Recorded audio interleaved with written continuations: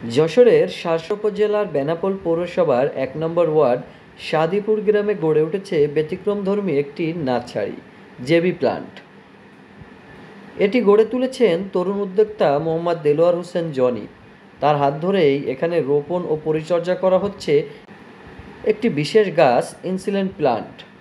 পরিবেশ বান্ধব এই উদ্যোগের মূল লক্ষ্য হচ্ছে অক্সিজেন সরবরাহ, প্রাকৃতিক ভারসাম্য রক্ষা এবং গ্রামীণ জনগণের মধ্যে সবুজের আগ্রহ সৃষ্টি করা। ইনসুলিন প্লান্ট গাছটি দেখতে যেমন আকর্ষণীয়, তেমনই এর রয়েছে নানা উপকারিতা। এই নার্সারিতে রয়েছে বিভিন্ন প্রজাতির ঔষধি গাছ, যা অতি স্বল্প মূল্যে বিক্রয় করা হচ্ছে বৃক্ষপ্রেমী মানুষদের কাছে। এই যে মেডিসিন প্লাস মেডিসিন, আপনার মেডিসিন যে নার্সারিটা করছেন, এটা কত প্রকার আপনাদের মেডিসিন গাছ আছে? আমাদের নার্সারিটা আমাদের মূলত মেডিসিন প্লান্ট নার্সারি। এখানে সবই হচ্ছে আপনার ঔষধি গুণ সম্পন্ন গাছ। ডায়াবেটিসের জন্য আপনার ইনসুলিন প্লান্ট আছে, আপনার ক্যান্সার প্রতিষেধক আপনার ননিফল, করসল, আপনার অশ্বগন্ধা, এই ধরনের আইটেম আমাদের সবই মেডিসিন প্লান্ট আর কি।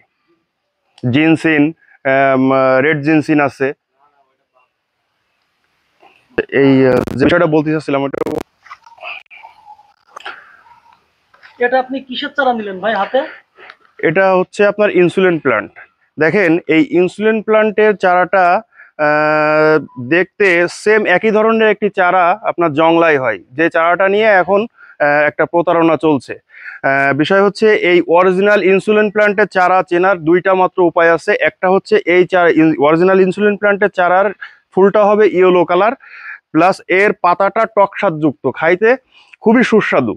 আর জংলায় যে গাছটা হয় সেই গাছটা মানে পাতায় কোনো স্বাদ নাই, প্লাস তার ফুল হয় আপনার রেড কালার।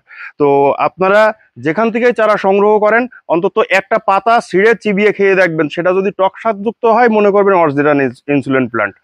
এটাই হচ্ছে এই জংলার গাছটা দিয়ে আপনার বিভিন্ন প্রতারক চক্র আপনার প্রতারণা করে যাচ্ছে।